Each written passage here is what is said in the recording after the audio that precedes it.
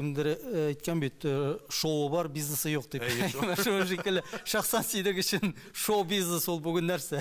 Күбрәк бизнеска әйләнеп бара дип әйтер идем. Ничектер менә татар гел акчагына кайтарып калдырмаска иде. Сәнгатьне акча бизмәненә салу дөрес үк түгелдер. Дөрес түгел инде. Җырның ертыгы юк дигәннән, ертыгылары шокты дип әйтер идем мин. Җырларның сүзе, мәгънәсе юк инде кайсы вакытта бердә, кие дә юк инде аның.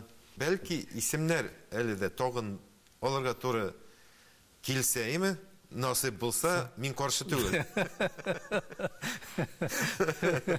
Җырчы булып формалашуымнан мин тулысынча канәгать.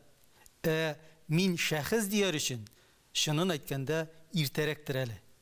Иң югары ныктасына менеп җиткән җырчы да әле шулай ук җитеп биткән шәхес тә дип әйтә алмыйм безнең турында.